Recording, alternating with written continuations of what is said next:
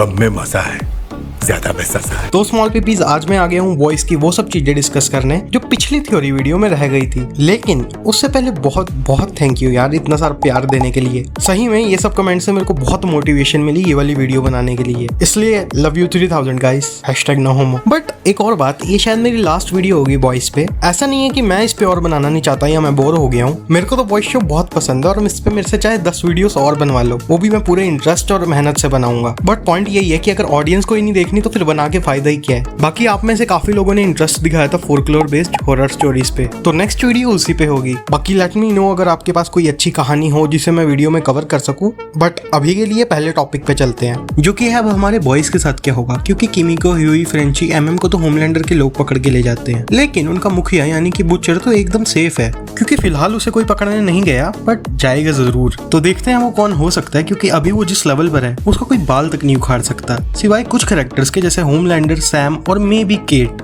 अगर उसकी पावर्स उसके खिलाफ काम करी तो।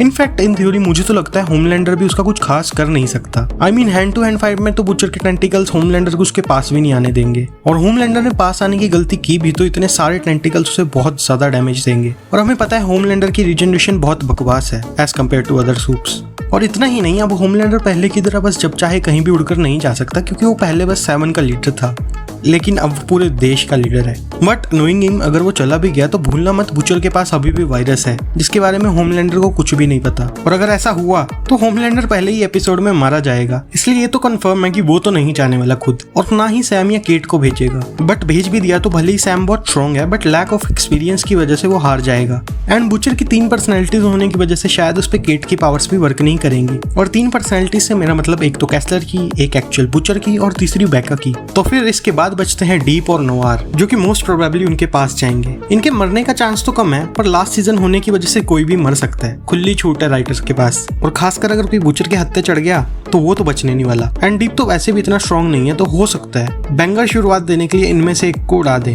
बट हाँ, इसके अलावा थोड़ा सोचने के बाद मुझे रियलाइज हुआ कि ऐसा भी तो हो सकता है कि बुचर वायरस लेके लैब या साइंटिस्ट के पास जा रहा हो, जिसके लिए वायरस को इतना स्ट्रॉन्ग कर दे कि सारे सूप्स ही मर जाएं एक बारी में। क्योंकि अभी का वायरस स्ट्रॉन्ग तो बहुत है, लेकिन अभी भी वो एयरबॉर्न नहीं है। मतलब जिसको इंजेक्शन लगा सिर्फ वही बीमार होगा, बाकी सब ठीक रहेंगे। और कैसलन इन्फ्लुएंस्ड बुचर सब सूप्स को मारने की फिरात में है। एंड इसके अलावा एक और बात, कॉमिक का ये वाला पैनल काफी वायरल जा रहा है थोड़े दिन से। तो इस सीन में एक्चुअली होता क्या है कि बुचर 150 सूप से अकेले लड़ने चला जाता है। बाकी मेरे को भी बॉयज के कॉमिक्स के बारे में बहुत ज्यादा कुछ नहीं पता, इसलिए इस पे अभी बात नहीं कर रहा हूँ। But you guys let me know अगर मैं इसे कवर करूँ या फिर नहीं। बट अभी के लिए बहुत बुचर कर लिया, अब वापिस आते हैं अपने बॉयज पे। इस सीन में स्टारलाइट ह्यूई को छोड़कर भाग क्यों गई थी, क्योंकि सामने बस एक ही सूप था। तो यार इसके पीछे मल्टीपल रीजंस है, जैसे ये सस्ती 11 बहुत ज्यादा स्ट्रॉन्ग है, इसे तुम एक तरह से विक्टोरिया ऑन स्टेरॉइड बोल सकते हो, या फिर Mysterio on jokes side. Even lamplighter जैसे कैरेक्टर भी इससे डरकर भाग रहा था, और क्यों ना भागे, इसकी पावर्स हैं ही इतनी खतरनाक। बट फिर भी अगर तुम सोच रहे हो स्टारलाइट तो इसे शायद जानती भी नहीं थी, तो उसे कैसे पता कि ये इतनी स्ट्रॉन्ग है। तो हाँ, तुम्हारी बात बिल्कुल सही है, इसलिए मैंने कहा ना मल्टीपल रीजंस हो सकते हैं। अब भले ही हमें टाइमलाइन एग्जैक्टली तो नहीं पता, पर स्टारलाइट की पावर इस सीन से कुछ देर पहले ही आई थी, या एटमैक्स कुछ दिन पहले। उसकी वजह से उसको अंदर ही अंदर एक डर लगा होगा कि लड़ाई के दौरान उसकी पावर से एकदम से कहीं दोबारा ना चली जाए, और वो जल्दबाजी में ह्यूई को बचाने का मौका खो ना दे, इसलिए वो वहां से भाग गई।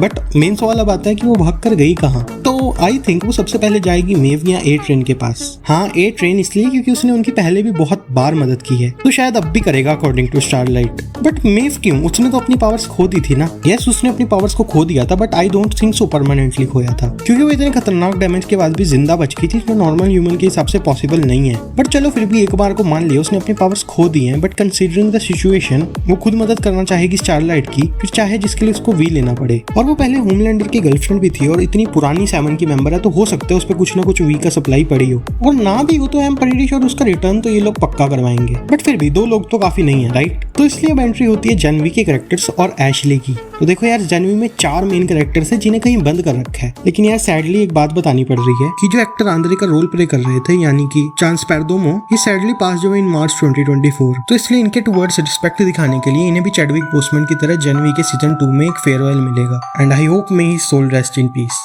बट आप लोग सैड मत हो, क्योंकि वीडियो में अभी काफी मस्ती बाकी है, इसलिए बैक टू द टॉपिक। अब जेनवी के 3 मेन कैरेक्टर्स बाकी हैं, मरी मनरो, छोटी होने वाली और ये ट्रांसफॉर्मर।